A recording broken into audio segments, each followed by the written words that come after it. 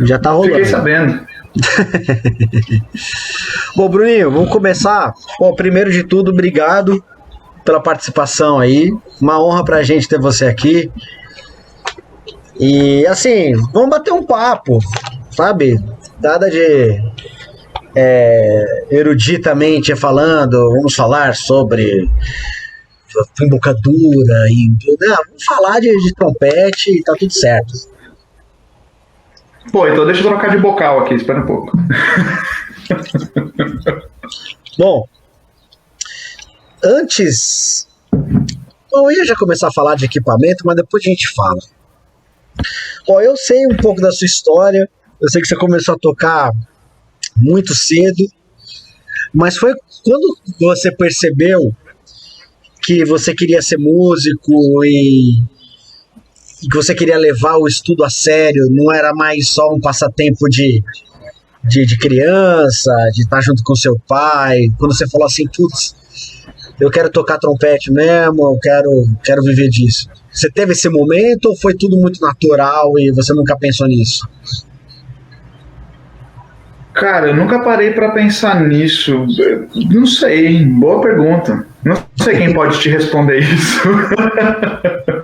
Cara, eu acho que foi ali por volta dos meus 9 anos de idade, mais ou menos, 8, 9, assim. Foi uma época que eu comecei a entender melhor o que era pra valer, sabe? E foi uma época que os meus pais, eles estavam sempre, né, tocando muito, aqueles músicos profissionais de São Paulo, tá sempre no cenário, né? E aí eu vivia indo nos ensaios da Banda Sinfônica do Estado, ensaio da Jazz Sinfônica, ensaio da USESP, eu vivia nesses lugares, né? Cara, cansei de ver, de fazer, né, entre aspas, aula, né, porque era mais uma brincadeira, uma conversa que tudo. Mas cansei de fazer aula com o Marlon Humphrey, com o Nailson Simões, com o Dissenha, com o Naor, cara, o Gil. Essa galera tava sempre em casa, sempre no ateliê do meu pai. Então eu tava sempre junto com essa galera. E sempre vendo eles tocando, né, em concertos, tocando ali comigo, dando aula e indo em concertos, cara. E, mano, era um negócio que virou doce, né? Do tipo, a criança fica, eu quero, né? Uhum. O Fred Mills tava sempre em casa, a galera tava sempre rodando em casa. Quando você vê um cara do porte de Fred Mills, do porte do, sei lá, do Nailson, do Naor, tocando, uma criança assusta, você fala, pô, bicho, é isso mesmo, meu instrumento faz isso daqui também, né? Aí acho que foi mais ou menos por ali que eu decidi. E foi a época que eu decidi ficar só no trompete também, que antes eu ficava mudando do trompete pra trompa, né? Até o Dissenha tava no ateliê, e aí eu sempre aparecia um trompetista, posso tocar no trompete? Pode, o Dissenha deu o trompete dele pra mim. Aí eu toquei e meu pai falou assim, ó, se você tocar mais uma vez nesse trompete, é a última vez que você vai encostar numa trompa. Se você tá ficando velho, vai ter que ficar no trompete. Eu falei, então beleza, eu vou ficar no trompete mesmo. Aí foi quando eu decidi ficar só no trompete. Né? Caramba. E você começou super cedo, né? Você me falou uma vez que sua mãe começou a te ensinar esse negócio fica dando eco e é foda falar. Peraí. Você lembra do sanduíche Ishi? Você lembra dessa porra? Lembro. É isso aqui. Eu lembro que você comentou comigo que a sua mãe começou a te ensinar piano, você tinha 3 anos, não é? Ou 2 anos.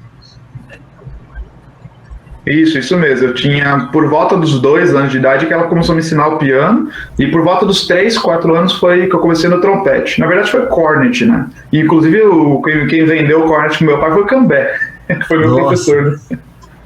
Que da hora. E aí você foi evoluindo e tal, e fazendo aula, estudando desde sempre e tal. E aí eu sei que você é um trompete, você toca super bem erudito também. Mas sempre tocou popular também por conta da lira lá de Tatuí, né? Era sempre duas coisas. Que na verdade começou antes, na verdade, o lance do popular começou antes. Foi, na verdade, eu estudava trompete, tipo, sem saber se era erudito, sem saber se era clássico, se era popular, né? E aí meu pai botava uma música na minha frente, eu tocava, tipo, não sabia, era música. Aí eu tocava, tinha um método lá que eu tocava, aí tinha umas musiquinhas lá que era do tipo La Bamba, The Entertain, né? E tinha umas músicas mais clássicas, né? Mais classiquinhas, assim, né? E pra mim tava tudo no mesmo. E aí eu só ouvia Louis Armstrong e Wynton Marsalis. Eu só ouvia isso quando eu era criança. Então, para mim, era do tipo, era trompete, eu não sabia o que era, né? Mas assim, o que eu comecei mesmo a tocar música popular, tipo, isso é música popular mesmo, foi quando eu lembro até hoje. A primeira música que eu toquei foi Hello Dolly, e o Naor que trouxe para mim. Ele tava lá na ateliê do meu pai, ele trouxe o Hello Dolly lá, ele trouxe um bookzinho do Louis Armstrong, várias músicas, ele pegou o Hello Dolly, um Flugel lá, um Flugel super zoado que tinha lá na ateliê, a gente ficou tocando lá, e ele me ensinou, agora começa a colocar uns molhos aqui, né, dar umas enfeitadas e tal, né, que era tipo um improviso.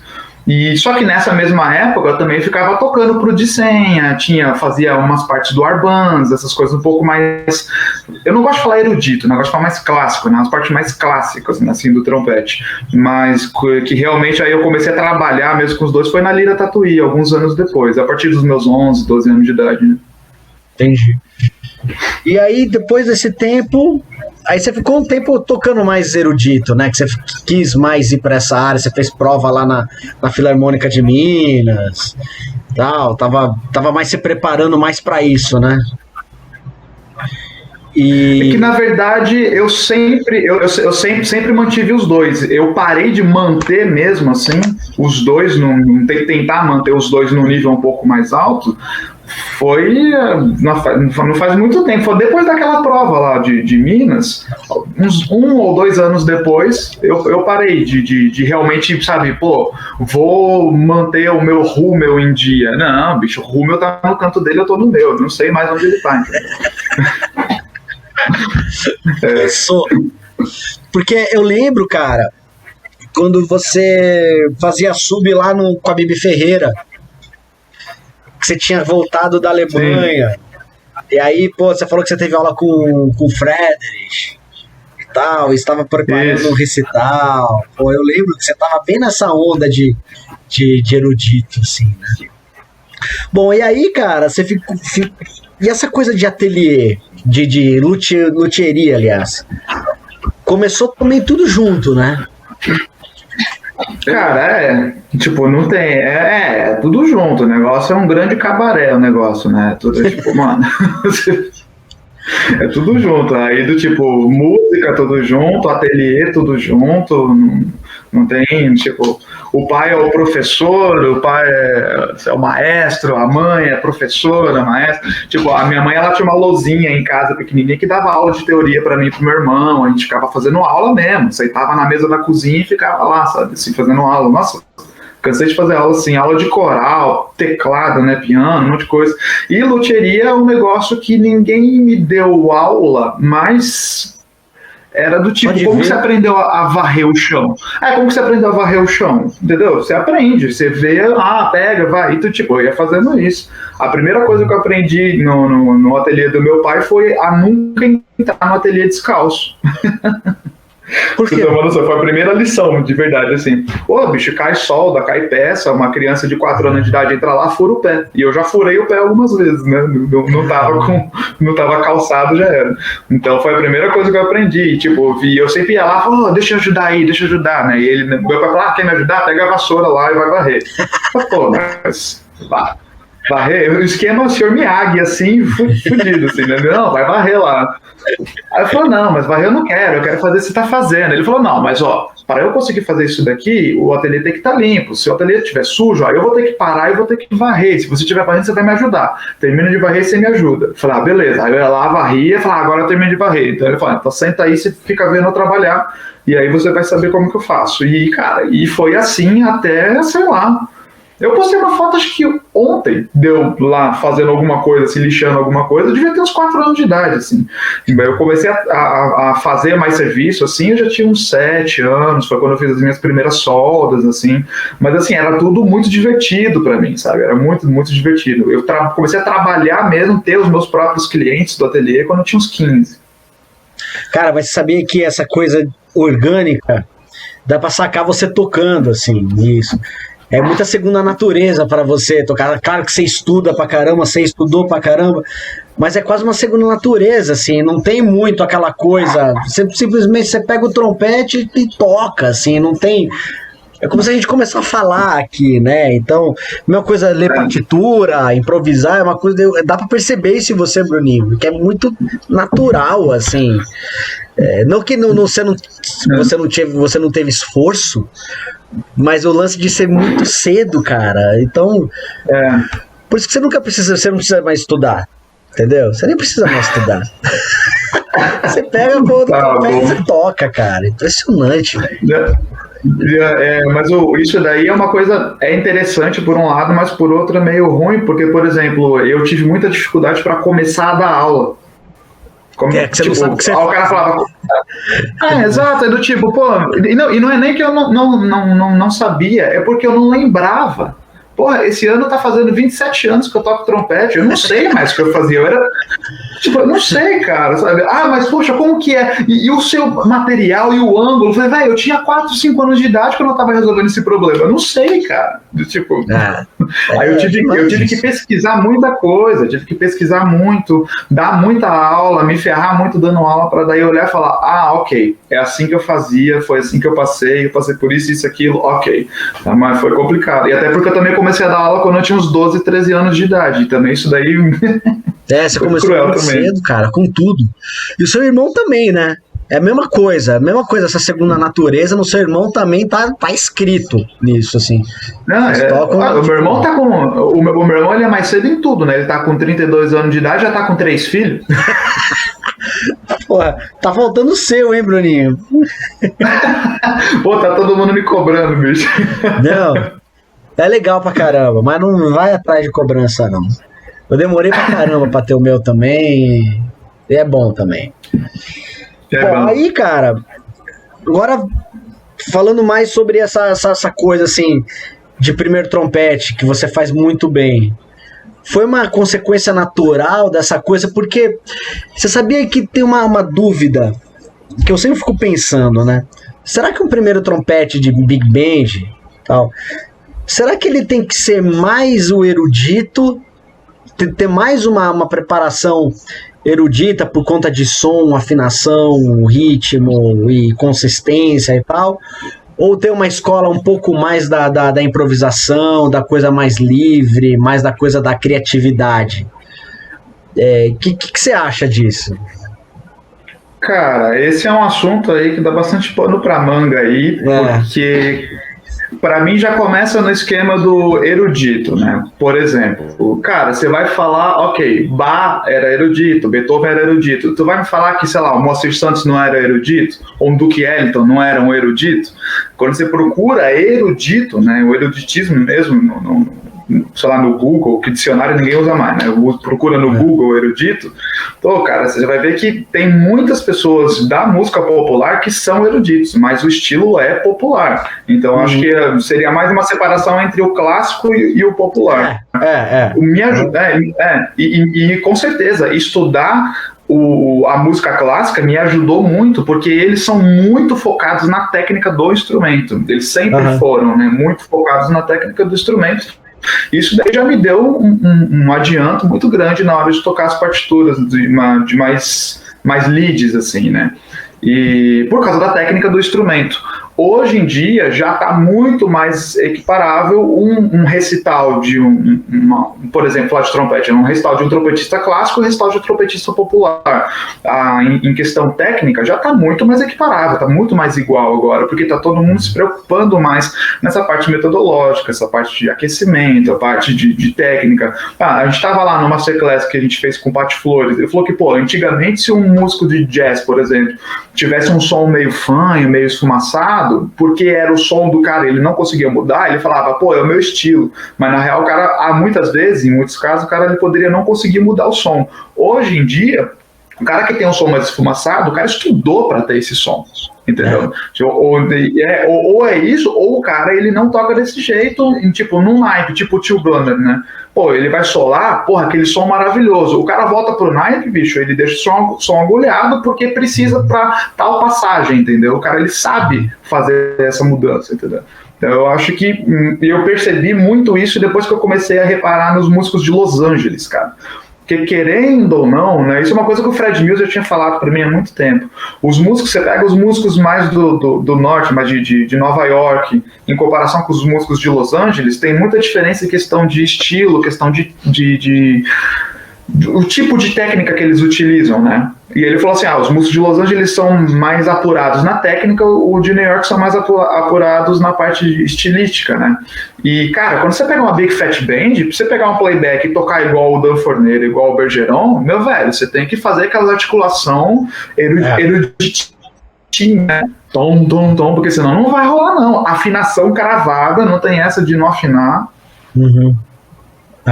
Então ele me ajudou muito e ainda me ajuda. Você assistiu a Big Fat Band, não assistiu? Ao vivo não, cara. Era pra eu ter ido lá em Los Angeles, eu não consegui ir. O Rafael Sampaio foi.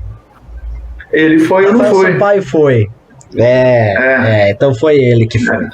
Mas eu não tava, o Bergeron não tava o Chet Schuckman, tava de primeiro trompete, que também é um monstrão. Eu, quando assisti em Los Angeles a Big Fat Band, o Wayne também não tava. Tinha um cara novinho tocando. Como ele chamava, Bruno? Mitch Cooper. Bicho, o cara era de uma precisão, Bruno. É assim, aquele som raio laser. Mas não perdia uma, velho. Puta. Incrível, assim. O cara é muito bom mesmo. Pô, o Bergeron nunca tá, né? Ele é tipo a Nossa Senhora, né? Teve uma aparição lá, é verdade. Todo mundo vai, mas ninguém vê. Teve um que viu. Não, e ele apareceu no ITG antes, ele foi lá de manhã, tomou café com os caras ali e foi embora e não voltou pro concerto. Falei, caralho. Mas assim, tem esse lance também de Nova York e Los Angeles, tem relação à colocação do som também que eu vejo.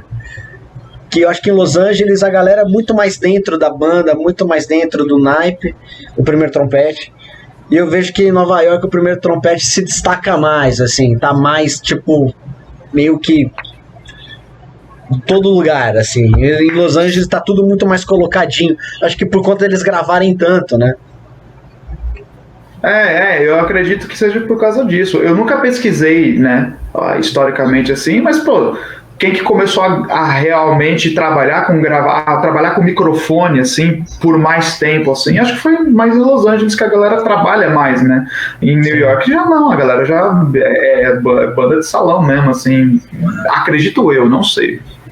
Eu acho que em Nova York tem muito a pessoal que sai em turnê, entendeu? As bandas de Nova York pegavam os artistas e saíam em turnê, e Los Angeles, por conta da Capitol Records, aquela coisa toda, a galera ficou mais em estúdio. E aí, cara, nesse seu crescimento, tanto no erudito quanto no popular, quais foram as suas principais influências, assim, que você falou assim, putz, esses caras foram decisivos pro meu estilo, pro meu jeito de tocar, do que eu procuro soar? Cara, o primeiro de todos foi o Louis Armstrong, com certeza, né? Porque eu só ouvia Louis Armstrong e eu odiava ouvir outra coisa. Foi muito difícil de eu começar a ouvir outra coisa. A próxima coisa que o meu ouvido de criança, né? Quando eu tinha 6, 7 anos de idade, que o meu ouvido ele aceitou, foi o Marsalis tocando blues. Aí foi do tipo, pô, mas esse cara também é bom. Eu ficava assim, esse cara é bom.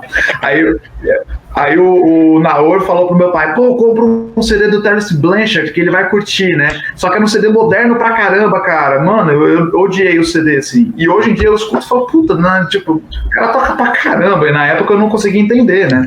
Mas ok. E de brasileiro?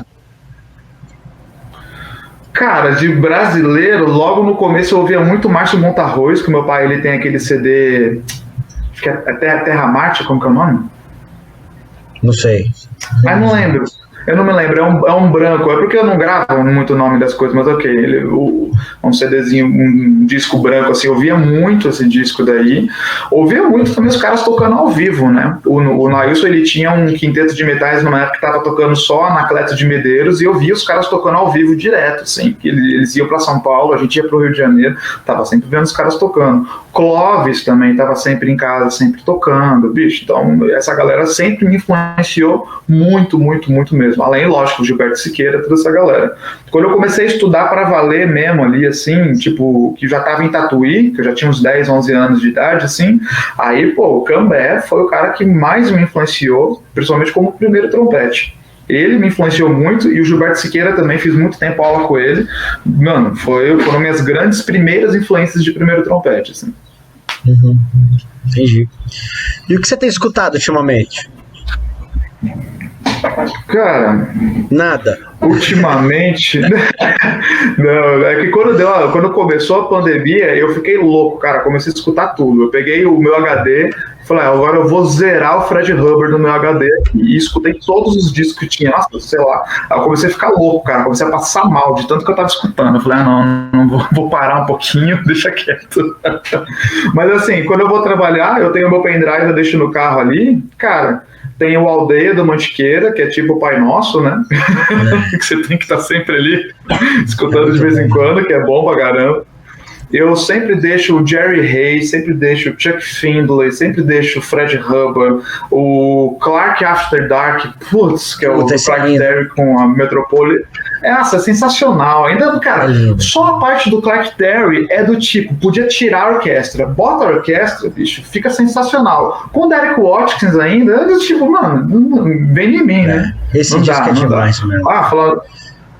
Falando no Derek Watkins, First Brass também tá no pendrive, tô sempre escutando. É por aí. Não sei, não tem muito uma linha assim, mas tu reparou que não tem nada de erudito, né? A única coisa de erudito, de clássico, né? A única coisa de clássico que eu coloco ali, eu gosto de colocar ou o Friedrich, que é um cara que eu curto muito tocando, né? O Reinhard Friedrich, ou o Jeroen Berwartz, que é um outro alemão, nossa senhora, que... Mano, o Gilberto Siqueira me emprestou um CD dele uma vez, e cara, é o CD que eu mais ouço, assim, de trompetista clássico, é desse cara. É impressionante esse cara tocando. Não veio no Festival de Campos do Jordão? Não sei se foi de Campos agora, mas eles vira e mexe vem pra cá. O Renatinho é amigo dele, Michel conhece ele, é um alemão doido lá, toca pra caramba. Tava tocando no frio desses tempos agora. Eu lembro do Michel falando dele, inclusive, mas eu nunca escutei nenhum disco dele, engraçado. Eu vou procurar, deve ser demais.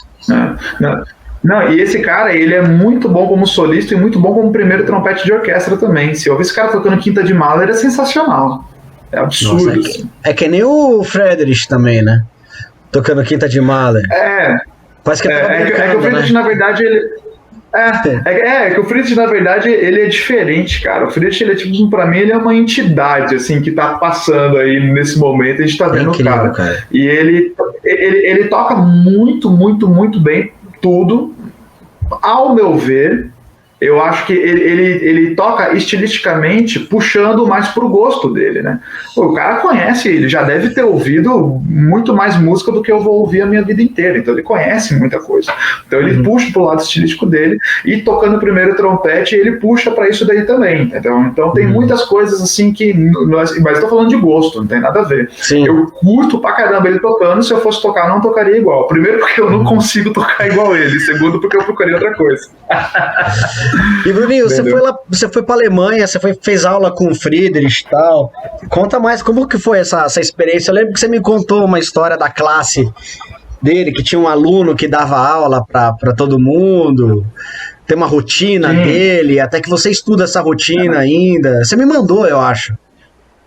Conta mais pra gente. Sim, eu mandei um monte de gente. Cara, o lance do Friedrich, eu conheço ele já faz bastante tempo, né?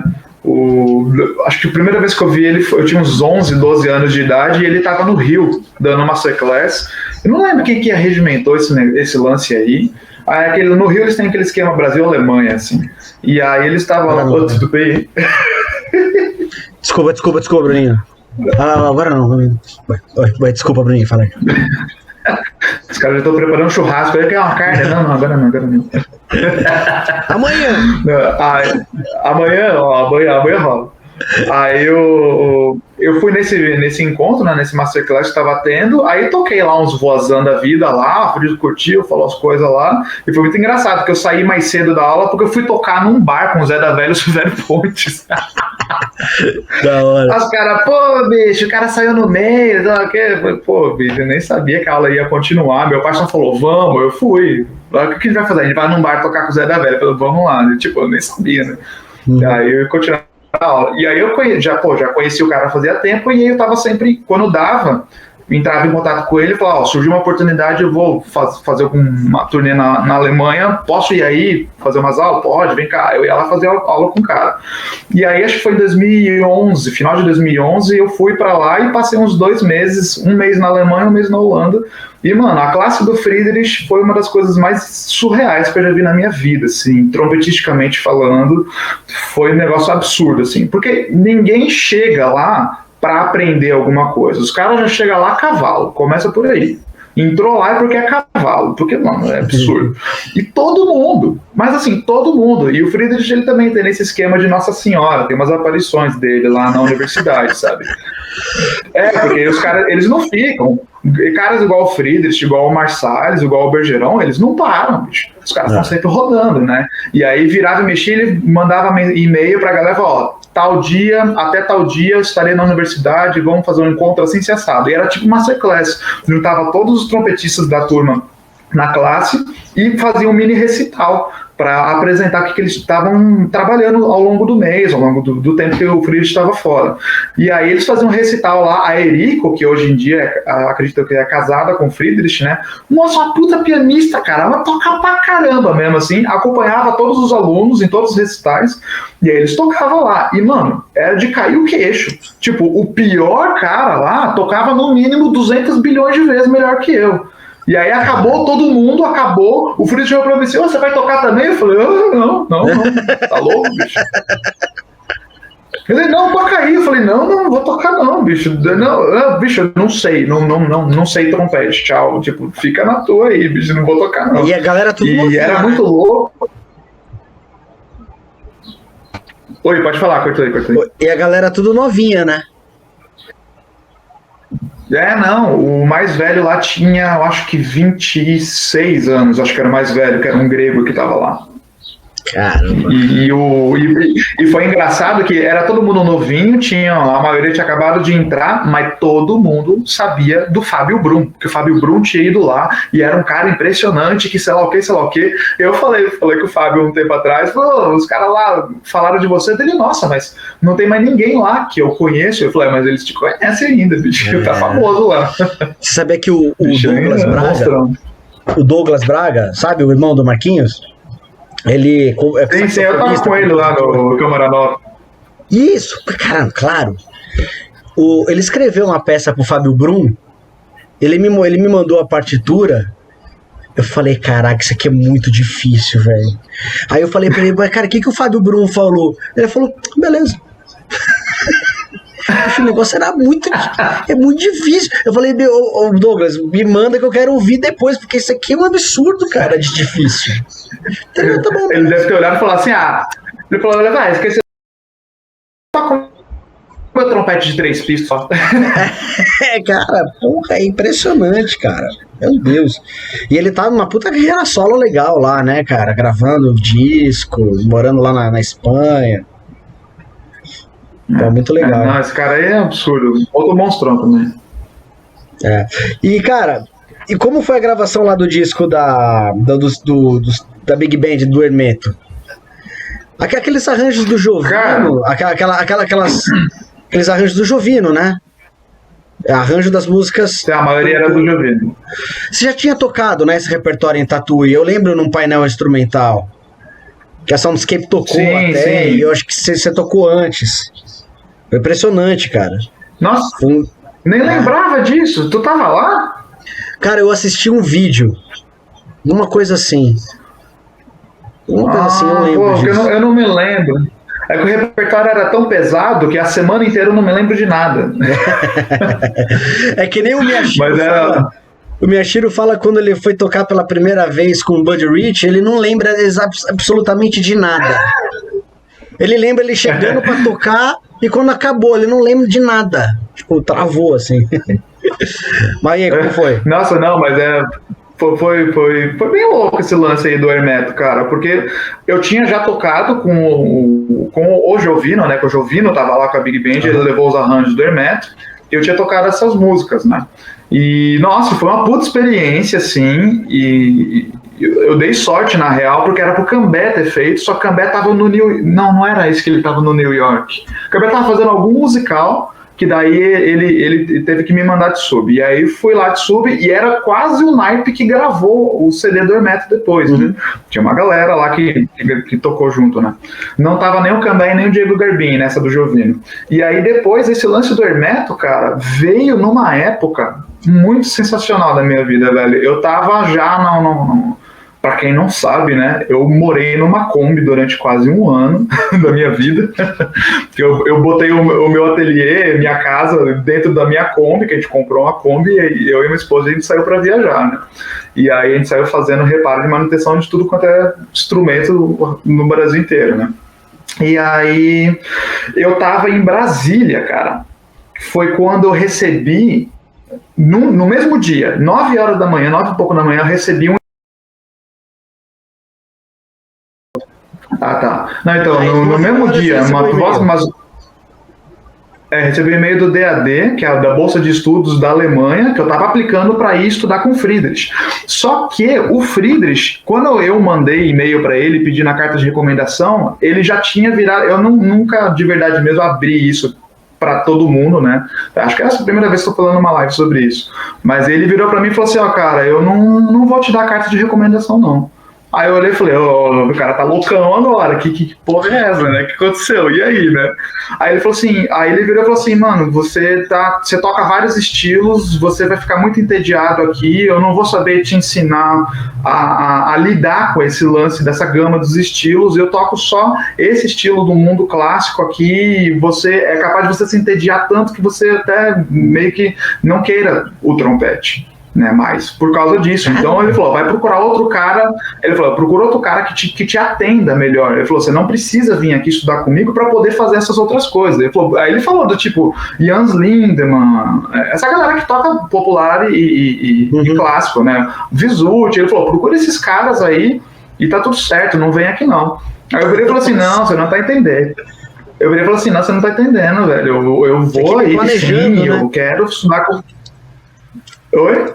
Você ficou se planejando, né, cara, e se preparando. Sim, não, eu tinha na minha cabeça que eu ia estudar com o cara desde que eu tinha 12, 13 anos de idade, que foi quando eu conheci ele, né, e me encantei com o cara, falei, pô, vou estudar com esse cara, né, e tava tudo certo, e ele falava, vem aqui estudar comigo, vem estudar comigo, aí quando eu fui, o cara barrou, né. Aí eu falei assim, não, cara, olha, eu vou aí mesmo assim, eu preciso da carta. Ele falou assim, ó, mesmo que você venha, você vai estudar tipo 6 meses comigo e eu vou tirar uma licença sabática, vou passar sei lá quanto tempo fora e você não vai fazer aula comigo, então não vou te dar carta de recomendação. Bom, aí ok, nisso tudo eu gravei o CD demo lá pra mandar pra... Super triste, né, já, porra, né, eu não consegui, né? Aí eu gravei mal pra caramba o negócio lá. E aí quando eu recebi a carta, eu recebi falando que não passei, né, óbvio. Primeiro porque o CD, a gravação tava ruim, depois porque não tinha carta de recomendação do professor. E aí, pô, eu já olhei pra minha esposa e falei, bicho, olha só que merda, né, não passei, tudo certo, a gente já sabia que não ia passar, tudo bem. Eu falei, acho que minha vida é isso mesmo, não vou mais ficar tocando trompete pra valer mesmo, não é pra mim, tentei passar em um monte de orquestra, não rolou, as coisas que eu queria pro trompete não tava rolando. Eu falei, tá tudo certo, vou manter o trompete aqui de boinha e vou ficar consertando instrumento. Sou feliz assim também. Fui lá pro festival lá de Brasília, fiz lá a manutenção. Quando eu voltei pra casa do meu amigo, que era onde a gente tava ficando, 9 horas da noite eu abri o e-mail, tinha um e-mail do André Marques me convidando pra ser primeiro da Big do Hermeto pra fazer a gravação. Eu falei, aí, tá vendo? Aí, ó, o Fred estava certo. Tava indo pra um lugar onde ele falou, ele falou, não precisa vir por aqui, pode fazer outras coisas e tal. E de fato eu não queria, de verdade mesmo, ter que só ficar estudando uma coisa, ou ter que só ficar estudando outra coisa. Eu queria ficar tocando tudo ao mesmo tempo, entendeu? E aí se eu fosse pra lá, eu ia ter que ficar no mínimo 2 anos ali só me dedicando àquilo. Eu não tava muito confortável com aquilo. E aí, putz, quando eu recebi a carta, o e-mail lá do André Marques me convidando, foi uma alegria, né, bicho? Puta, que demais, cara. E tô lá até hoje. E foi muito massa porque a galera da banda lá, a maioria já se conhecia há muito tempo, né? O naipe de trompetes lá, a gente cresceu junto, né? Por mais que o Rubinho ele é mais velho do naipe, né? Por mais que ele fosse mais velho, ele vivia lá em Tatuí, morou lá até. Então todo mundo conhecia o cara. Então, bicho, a gente se deu, todo mundo, a banda inteira se deu muito bem, todo mundo lá é pé vermelho em algum momento da vida, assim, todo mundo foi de boa, assim. E gravar foi uma delícia, gravar aquele CD lá, bicho. E foi a primeira vez que eu entrei no estúdio também pra gravar, né? É mesmo? Big Band? Eu tinha gravado uma faixa. Eu tinha gravado uma faixa do CD de Chorinho do meu pai, que era uma música chamada Não Reclama, do CD de Chorinho, mas eu tinha 12 anos de idade. Eu fui lá, gravei e fui embora. E acabou. Mas depois disso eu entrei, aí eu fui com 25 anos depois que eu entrei, foi pra gravar o CD do Hermeto. Foi 2017. Que coisa. Aí depois disso aí começou a puxar outros, né? Puxou do Jean Correia, puxou do Egberto Gismonti, do Câmara Nova, aí foi puxando. Puta, do Egberto Gismonti, pesado aquelas partes ali, né, cara? Difícil, não era? Não, do Egberto Gismonti foi bem tranquilo. Negócio rápido pra caramba. Falei, caralho. Rápido, não pesado. Passa rápido, não rápido, dói. É que pra mim é a mesma coisa. É rápido barra forte. Lixo, cara. Não dá. E como que tá a vida nova aí em Blumenau, cara? Cara, tá bem deixa eu falar, do jeitinho Bruninho, que eu deixa queria. eu só falar um negócio pra galera, assim, o Bruno, ele decidiu casar com a mulher dele. Vocês não estão sabendo, cara. Ele decidiu e ele falou pra mim, cara.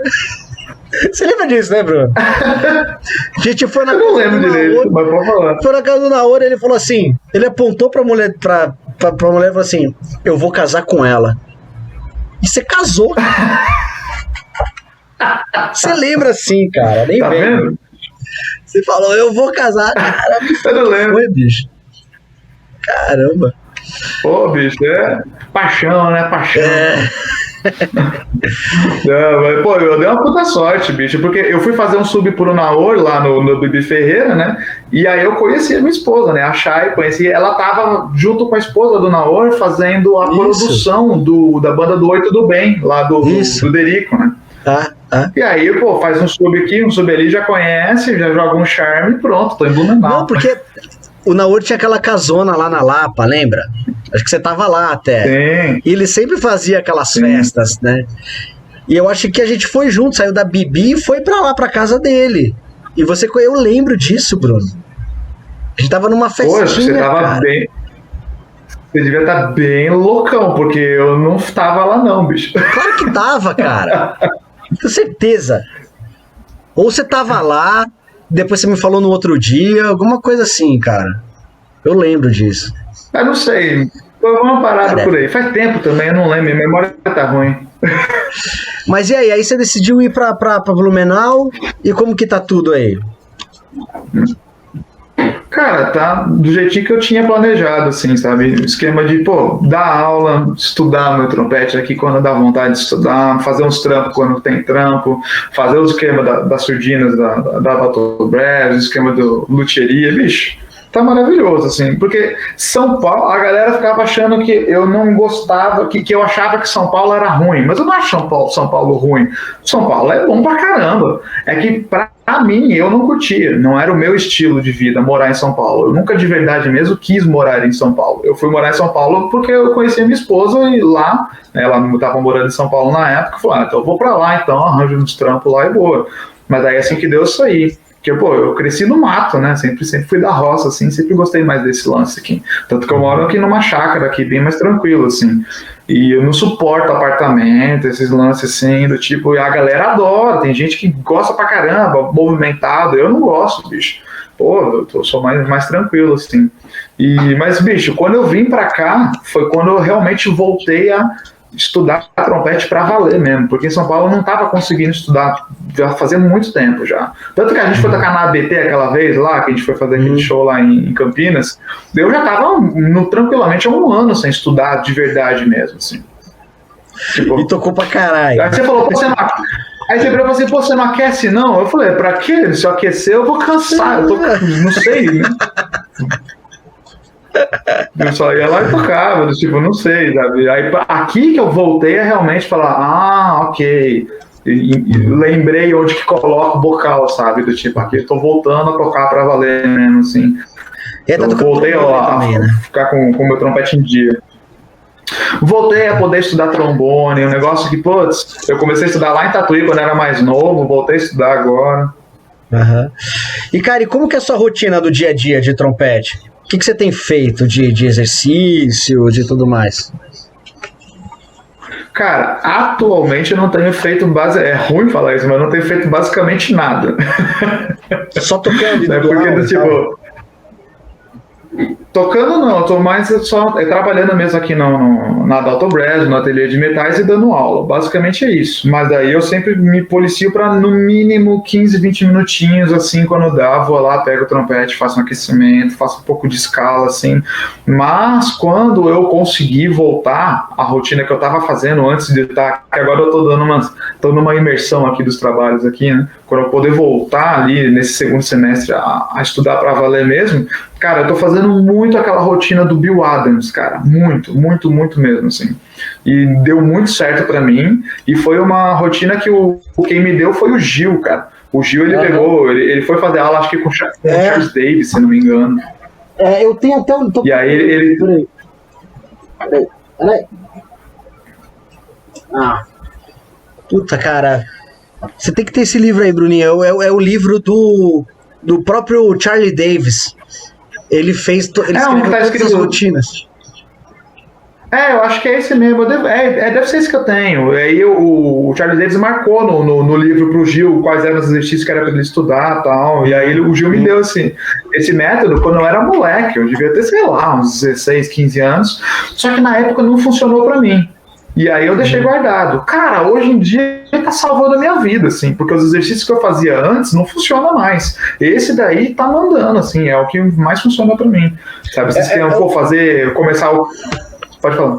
Não, é um mix de tem Arban, tem Max, tem Clark, tem um monte de coisa, é demais.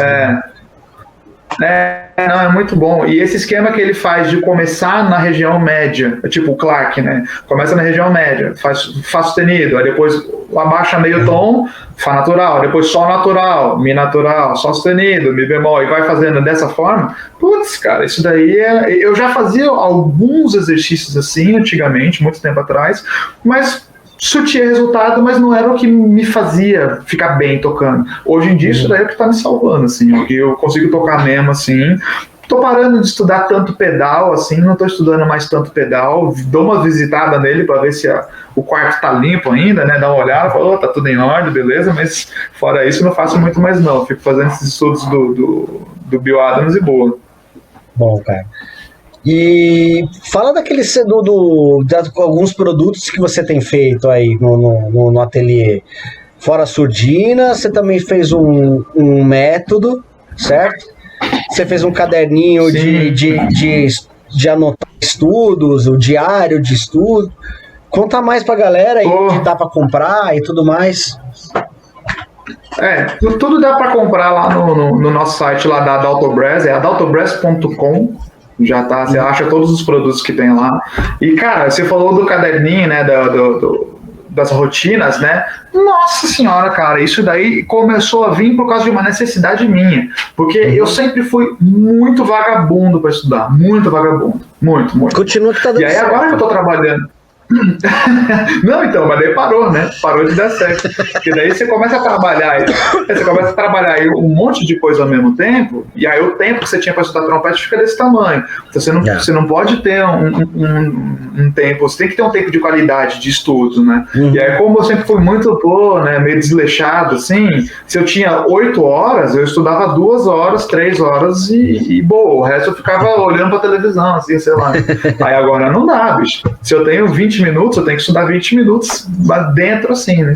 E aí esse caderninho de rotinas me ajudou muito, cara, porque daí eu planejo, eu vejo quanto tempo eu tenho para estudar, quanto tempo eu vou estudar cada exercício, e aí eu planejo o dia seguinte. E um negócio muito louco, cara, que eu sempre cobrei muito de mim os resultados, né? Não cobrava o processo, mas cobrava os resultados, né? É coisa de idiota, né? Daí, o que a gente fez? A gente colocou embaixo umas notinhas musicais, assim, né, umas colcheias em branco, assim, para você poder pintar como se fosse estrelinha. Aí você coloca o rendimento do dia, né? Pô, quanto que eu rendi esse dia? Será que eu rendi 5? Rendi 4? Rendi 3? 2? Aí você vai, você é o seu jurado, rendi 4, né? E aí você vai fazendo dessa parada. Quando acaba o mês, acabou o primeiro mês que eu fiz o teste, aí eu comecei a visitar as coisas que eu tinha feito e fui olhando. E eu tava assim, nossa, esse mês foi uma merda, cara. Foi muito ruim, porque o resultado não foi bom. E eu fui ver, vários dias eu tinha dado 4 estrelinhas, 5 estrelinhas, do tipo, nossa. E aí eu já fazia comentário, olha, escrevia, tal exercício parou de funcionar. Aí no outro dia, aquele exercício realmente estava me prejudicando, e aí eu via que as estrelinhas iam aumentando, entendeu? Você consegue ter uma lógica, né? Você vê um sentido, assim. Bicho, mas assim, em 2 horas eu passei a estudar o dobro do que eu estava estudando. Pois Foi ridículo. Só o lance de se organizar. Caramba. Só o lance de se organizar já resolve pra caramba, né?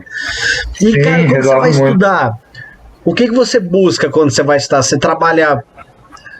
É claro que você deve trabalhar todos os aspectos, assim, mas qual é a coisa mais importante para você no estudo? Assim, por exemplo, para mim, é a sensação. Eu tá com uma sensação que as coisas estão rolando leve, assim. Então eu fico buscando essa sensação durante todo o estudo, assim. E você, que você pensa? Cara, boa pergunta também. Nossa, que perguntas difíceis. Cara, é o meu jeitão. Eu sou assim. Meu jeito. Cara, eu gosto sempre.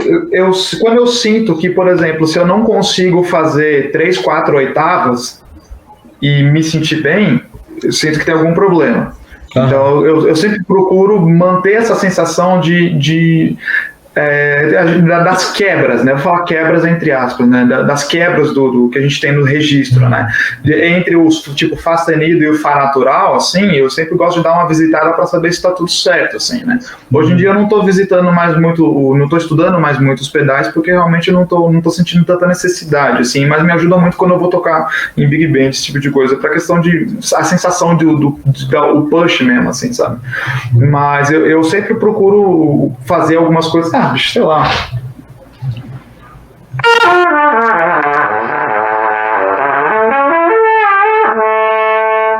Tipo, estudo no Pátio Flores, alguma coisa assim, eu sempre dou uma passada assim só pra ver se tá tudo certo. E volto, vai pro Dó5, volto assim, e sempre busco tocar em toda a região que eu consigo tocar. Geralmente até em casa, né? Em casa, até um Dó6, até um Ré, né? Volto, vai pro grave e volto, assim, né? Porque quando você tá na frente da Big Band ali é outro esquema. Aí tá. Nossa, você perde uma oitava fácil. Só sai vento. Não, é sinistro. Agora, vamos para a rodada nerd. Rodada geek. Qual trompete você tá usando e qual bocal você tá usando? Qual não? Quais, né? Quais? Pode ser. Pô, você tá falando com trompetista, bicho? Pô. Pois é, desculpa. Cara, eu tô usando... Isso é uma história muito louca, mas aí precisava de mais uma live pra contar, mas ok. Eu tô usando um modelo que eu fiz em parceria com o Warburton, esse trompete aqui. Lá naquele encontro da ABT, né, o Warburton, ele me convidou para ir na fábrica dele, pra gente fazer um esquema lá de fabricar uns trompetes com as peças dele e vender aqui no Brasil, né? E aí eu montaria os trompetes. E aí, em março do ano passado, na semana que tava estourando a pandemia, eu tava chegando nos Estados Unidos, lá que fica do lado de Orlando lá, Mims, não lembro o nome da cidade. E aí eu tava chegando lá na cidade do Warburton lá e a gente começou a fazer as paradas lá e aí já tava todo mundo de máscara, já tava tudo uma loucura, mas tudo bem.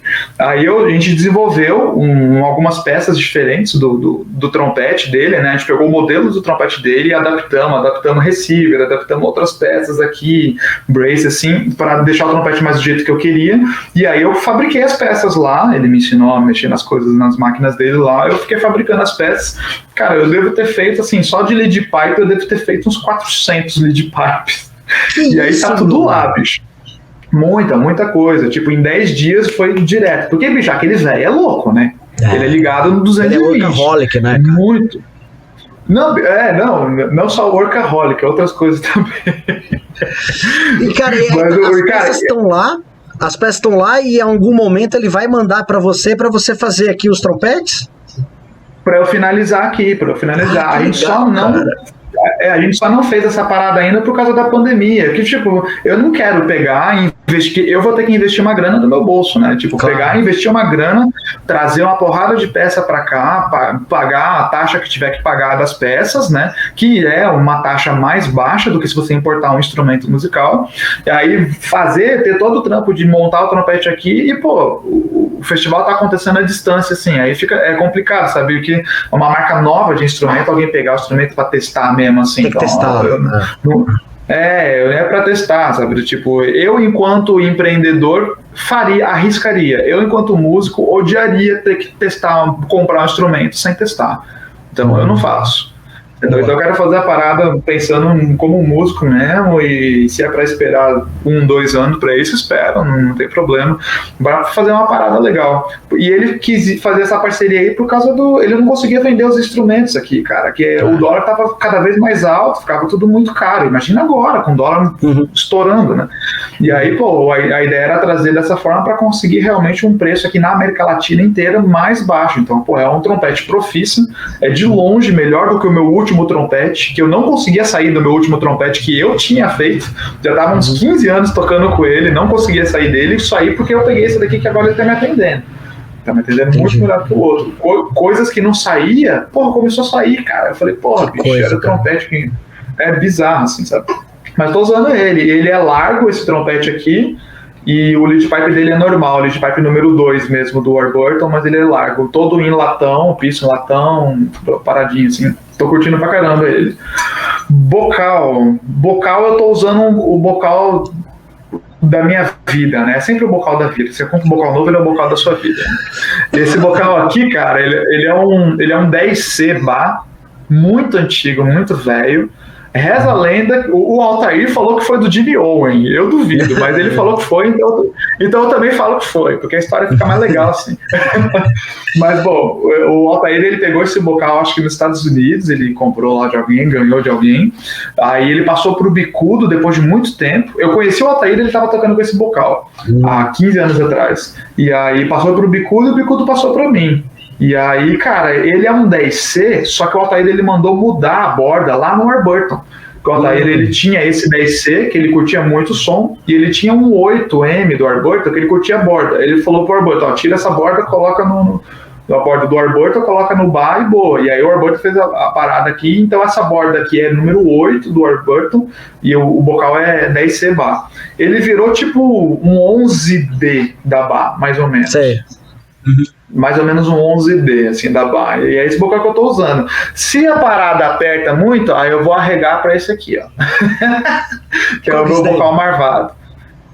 Esse aqui é um 9S, do Warburton, com um backbore New York, que é o que eu acho que o Mark Zaus usa. E esse daqui é um 7MD, que ele seria tipo um 10,5C, talvez um pouco mais fundo da barra, né? Com um backbore normal também, assim. Aí esse, tipo, mas raramente eu uso esses bocais aqui. Eu faço tudo com esse daqui. Do tipo, eu tô tocando num grupo de chorinho contemporâneo lá da USESP, que chama Percussion Ensemble. E aí, cara, eu toco tudo com esse daqui. E tem uns negócios de uníssono com cello, meu velho, que é sinistro, assim. E aí eu faço com esse daqui e rola. Entendeu? Tipo, de boa. Só quando realmente, se eu for tocar numa orquestra, aí eu vou tocar com esse daqui. Mas como ninguém me chama pra tocar em orquestra, eu não uso esse vocal, só uso esse. Pô, então agora, uma coisa que eu uso mais esse.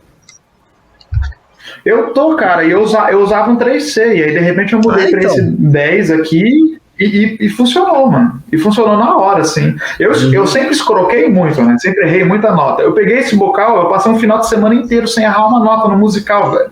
E, porra, você sabe como é difícil, bicho.